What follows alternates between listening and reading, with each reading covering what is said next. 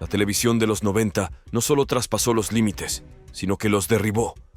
Desde programas que glorificaban el caos y el humor crudo hasta dibujos animados.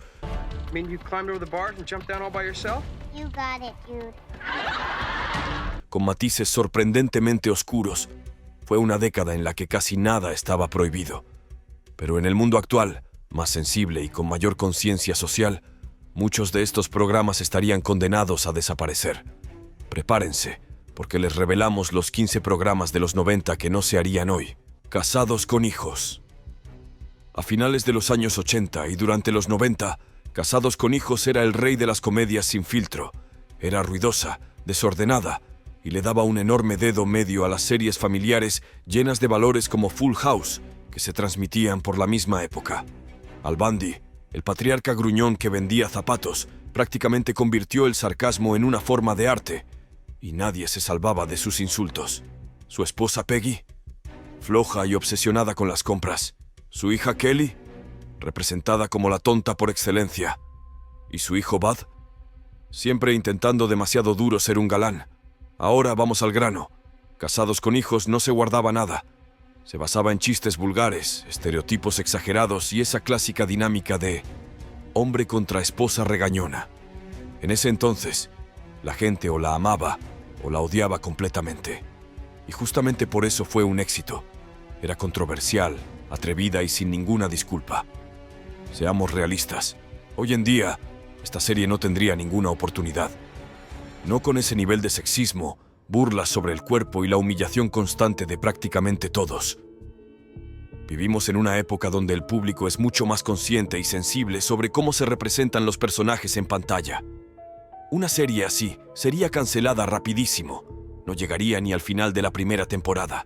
Los críticos la destrozarían.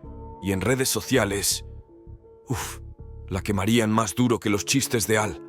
Aunque tuvo su momento e incluso ayudó a lanzar a Fox como una cadena importante, Casados con hijos es sin duda una de esas series que se quedaron atrás con el humor de la vieja escuela. ¿En serio, algún estudio aprobaría hoy una comedia donde el papá bromea en cada episodio sobre cuánto odia a su esposa e hijos? El show de Jerry Springer.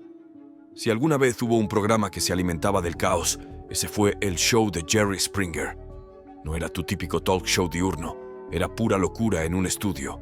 Infidelidades, peleas explosivas, triángulos amorosos que se convertían en verdaderas batallas. Era como televisión de realidad antes de que existiera la televisión de realidad. Y seamos honestos, la gente no lo veía para ver finales felices. Lo que querían era drama, y Springer lo servía caliente. Desde finales de los años 90 hasta principios de los 2000, el escenario de Jerry se convirtió en el lugar ideal para confesiones escandalosas y revelaciones que dejaban a todos con la boca abierta. ¿El padre del hijo de alguien resultaba ser su primo? Claro que sí. ¿Invitados lanzando sillas y siendo detenidos por seguridad? Eso era un martes cualquiera.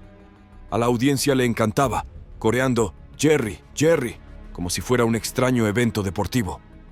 Pero aunque los índices de audiencia estaban por las nubes, el programa recibió muchas críticas por glorificar el caos. Los críticos lo atacaban por convertir el dolor real de las personas en entretenimiento. ¿Y en el mundo actual? Sí, ese formato estaría acabado. Hoy en día, la conciencia sobre la salud mental, la inclusión y la dignidad son mucho más importantes en los medios, y un programa basado en la humillación simplemente no funcionaría. Sin mencionar que las cadenas estarían esquivando demandas por todos lados. La línea entre entretenimiento y explotación se ha vuelto mucho más clara, y el circo salvaje de Jerry estaría muy del lado equivocado de esa línea. Así que, aunque fue una parte importante de la cultura pop, el show de Jerry Springer es uno de esos vestigios de una época en que la televisión era mucho más desordenada y muchísimo menos cuidadosa. Entonces aquí va una pregunta. ¿Era Springer simplemente televisión descontrolada? ¿O el reflejo de un mundo que todavía no se había detenido a preguntar, ¿de verdad deberíamos estar transmitiendo esto? Material para ser cancelado, versión animada. Si hay una serie animada que sería cancelada antes de siquiera emitirse hoy en día, esa sería Johnny Bravo. Este tipo era la definición ambulante y hablante de la vergüenza ajena. Con su peinado estilo Elvis, gafas oscuras y camiseta negra ajustada, Johnny se paseaba como un galán musculoso, pero en realidad era solo un tipo despistado y demasiado confiado que era rechazado, constantemente. Todo el show giraba en torno a Johnny intentando, y fallando, ligar con mujeres, usualmente usando frases de ligue cursis o comportamientos raros para impresionar. Y sí, aunque se suponía que fuera algo cómico y satírico, gran parte del humor no ha envejecido nada bien. De hecho, es medio sospechoso según los estándares actuales. Sus constantes intentos de seducción hoy en día se considerarían acoso. La manera en que perseguía a las mujeres, problemático, sin duda. Cómo estaban dibujados los personajes femeninos, hipersexualizados y siempre escritos como el premio o el chiste. Cartoon Network pudo salirse con la suya en los años 90, pero en el año 2025, no, eso ya no pasaría. La cosa es que Johnny Bravo en realidad era una parodia de la masculinidad tóxica antes de que la gente siquiera hablara de ese tema. Pero a menos que realmente buscaras la sátira, muchas cosas simplemente se sentían incómodas. Los espectadores de hoy en día están mucho más atentos a la escritura respetuosa de personajes, especialmente en programas infantiles. Dinosaurios. Aquí va la cosa. Dinosaurios parecía una comedia familiar excéntrica con marionetas gigantes, pero debajo de esa espuma y látex, el programa abordaba temas realmente pesados. Sí, tenía risas y frases tontas. «Tú no eres la mamá», sigue siendo icónica. Pero esto no era solo un show lindo con dinosaurios en camisas de franela. Lo que lo hacía realmente impactante era lo atrevido que era. Esto no era tu típico dibujo animado para niños. Dinosaurios soltaba comentarios duros sobre el consumismo, la contaminación, los roles de género e incluso la extinción. Sí, ese final fue oscuro. En el último episodio, la familia literalmente se congela hasta morir. Los ejecutivos del canal quedaron en shock y los espectadores no sabían qué los había golpeado.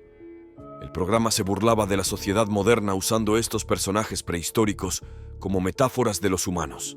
Y sí, fue ingenioso para su época, pero definitivamente cruzó líneas que hoy en día los estudios pensarían 2 veces antes de tocar. Hubo episodios que criticaban la religión, la política y la avaricia corporativa. Todo eso envuelto en una programación familiar de sábado por la noche. Beavis y Butthead.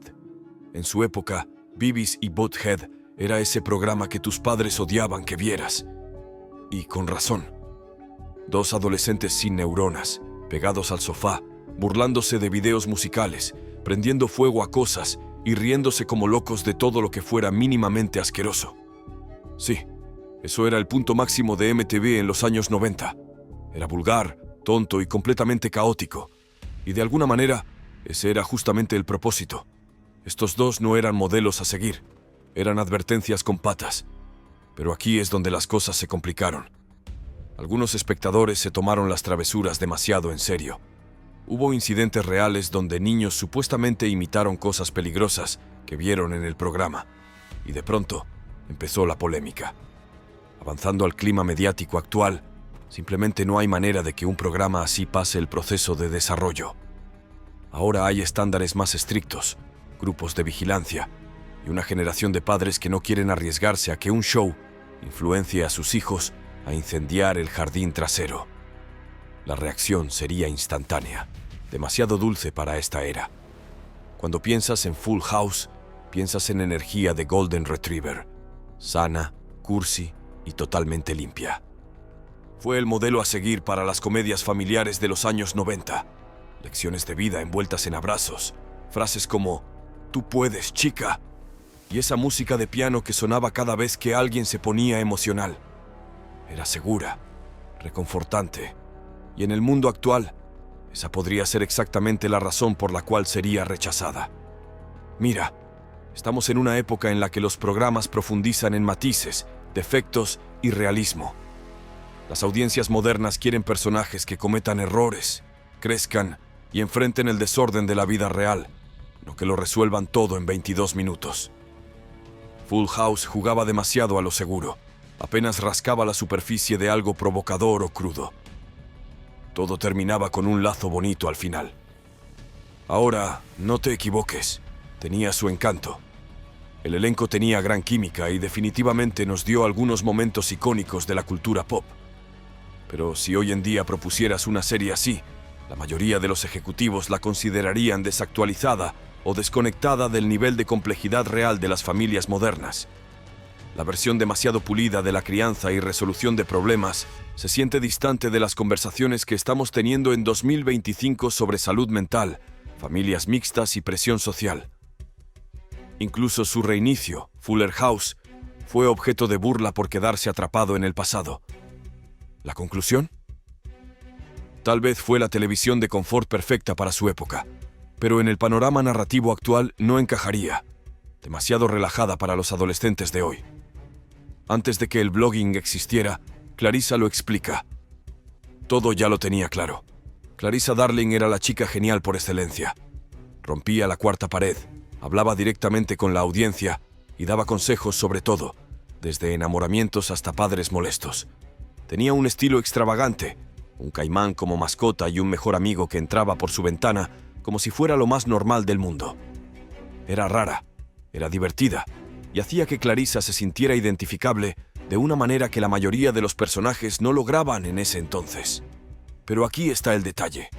Ese tipo de serie probablemente no conectaría con la generación Z o la generación Alfa. El contenido para adolescentes de hoy está en otro nivel.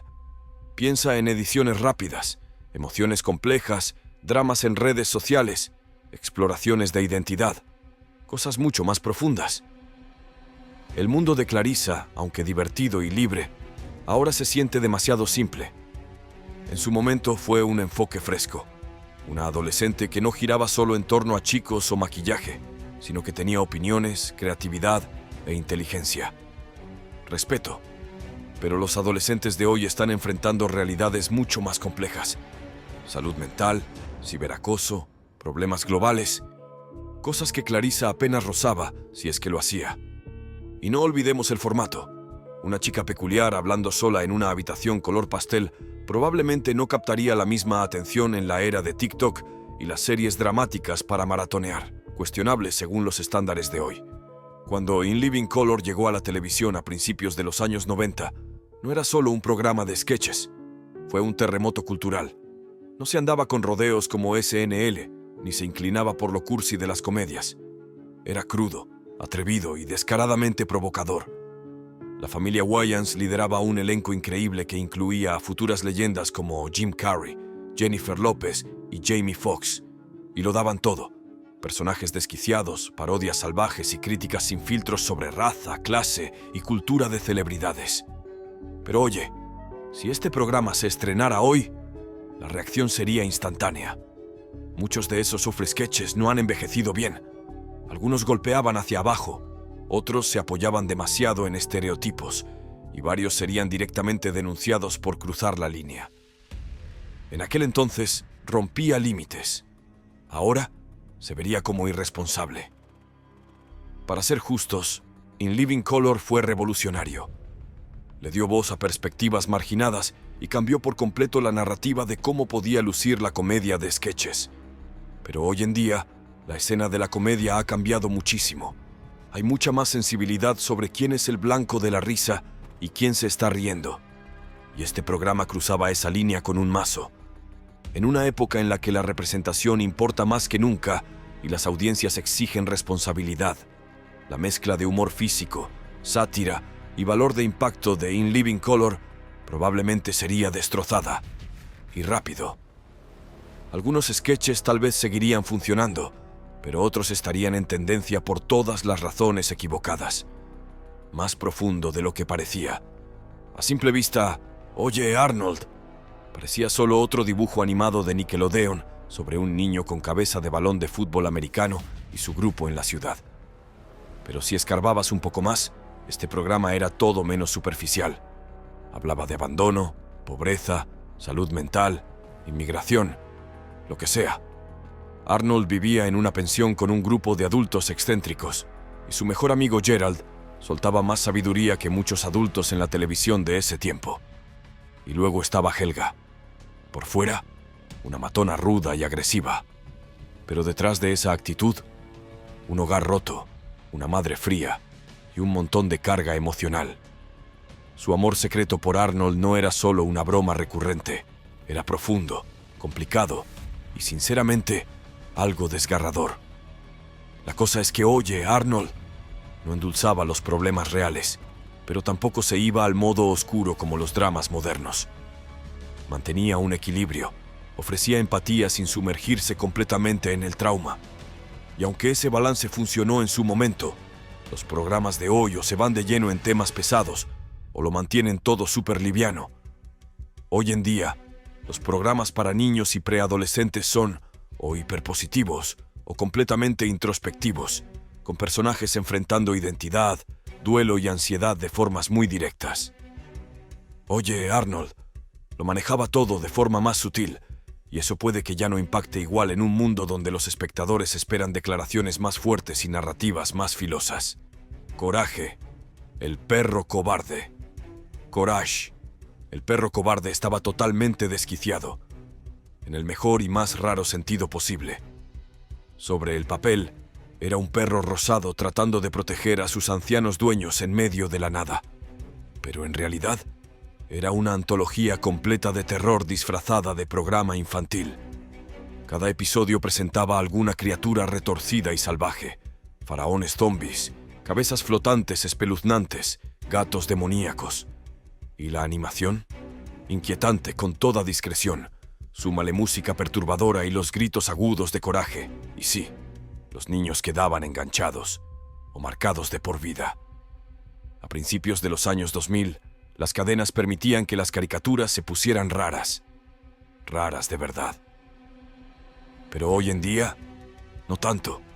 Con estándares de contenido más estrictos para audiencias jóvenes y padres, viendo los programas tan de cerca como sus hijos, un programa como Coraje levantaría cejas de inmediato. Grupos vigilantes lo llamarían cebo de trauma o demasiado perturbador para niños, aunque rara vez mostraba violencia real.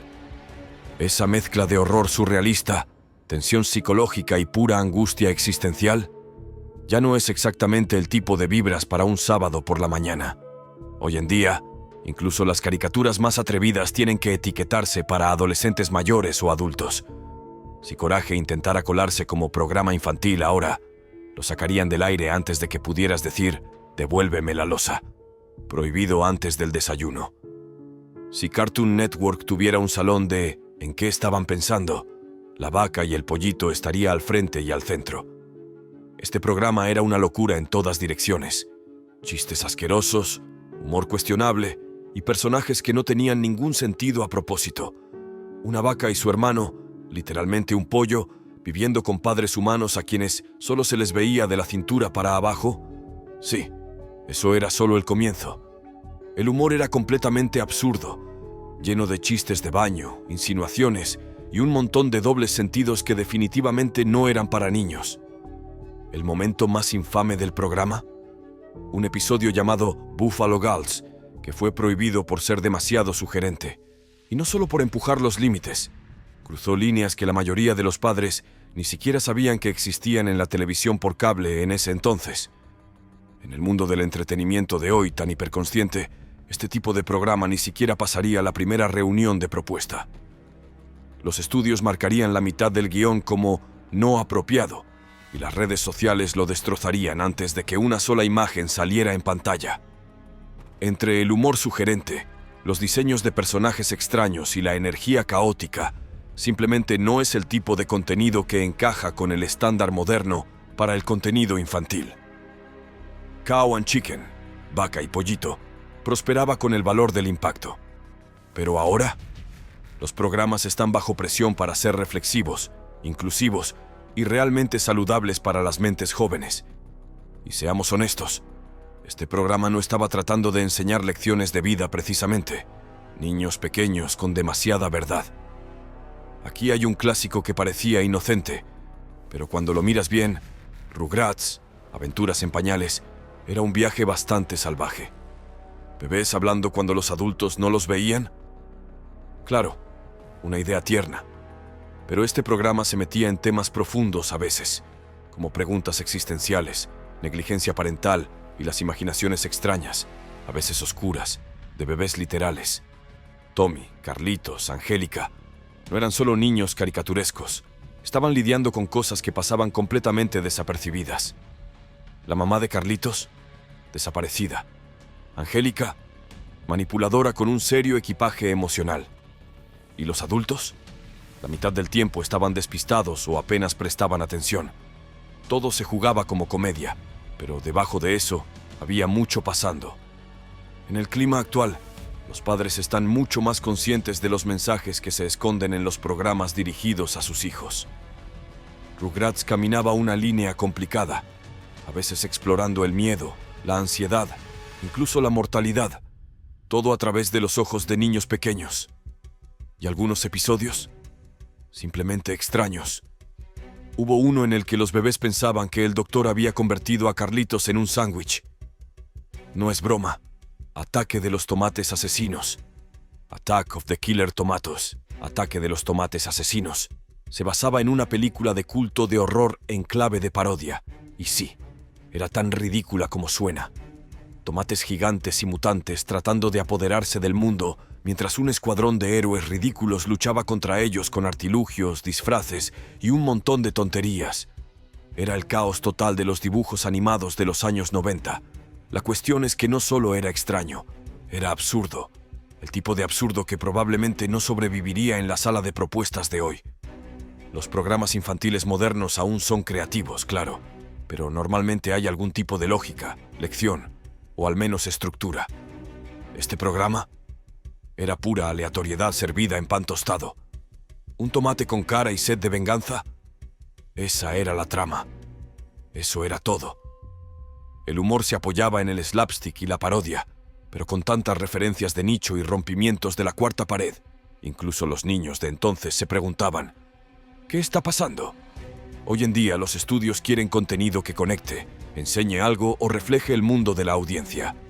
Attack of the Killer Tomatoes no hacía nada de eso. Solo existía en su propia burbuja extraña. Además, no ayudaba que la animación fuera algo mediocre y que la trama pareciera una broma interna que se alargó demasiado.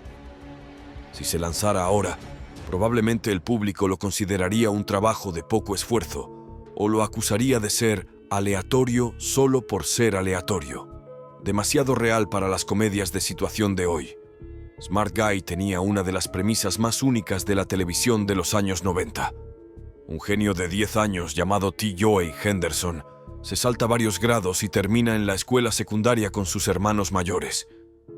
Sí, suena como una típica comedia ligera, pero este programa tocaba temas bastante serios bajo la superficie.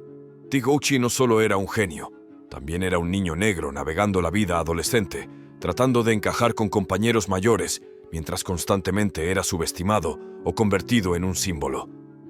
Smart Guy abordaba temas como la presión social, las diferencias de clase e incluso la seguridad tecnológica, mucho antes de que eso fuera un tema de moda. Equilibraba las risas con lecciones de vida sin sentirse forzado. Aquí es donde se complica. Aunque Smart Guy estaba adelantado a su tiempo, las cadenas de televisión de hoy son mucho más cautelosas en cómo abordan programas centrados en la raza, la juventud y la identidad. Hay más presión por ser hiperauténtico, y las comedias con risas grabadas y soluciones simplificadas ya no convencen, especialmente cuando los temas son tan complejos.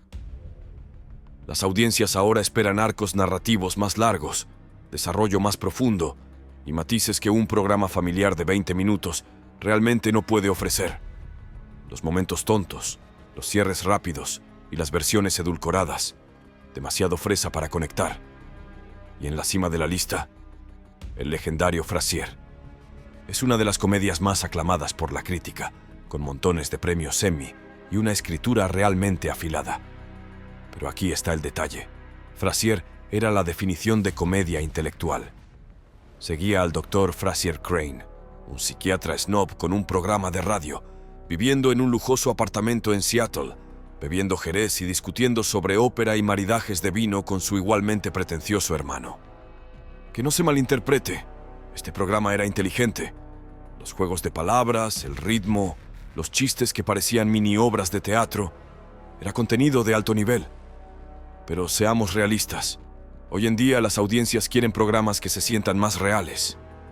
El estilo de vida ultra privilegiado de Frasier, las constantes referencias intelectuales y el despliegue de capital cultural. Eso ya no cuadra en una era donde la autenticidad emocional y la capacidad de identificarse son lo más importante. El reciente reinicio intentó suavizar las cosas, pero la fórmula original simplemente no funcionaría igual hoy. En los años 90, la gente buscaba personajes aspiracionales como Frasier. Hoy buscamos protagonistas con defectos, caóticos y emocionalmente honestos. El psiquiatra pulido que siempre cree tener la razón ya no encaja en un mundo que valora la vulnerabilidad y la autenticidad. Gracias por mirar. Si creciste con estos programas, dale like. La nostalgia es una locura, ¿verdad? Déjanos un comentario con el programa que crees que no sobreviviría hoy. Y no olvides suscribirte para más análisis profundos sobre lo que solíamos amar.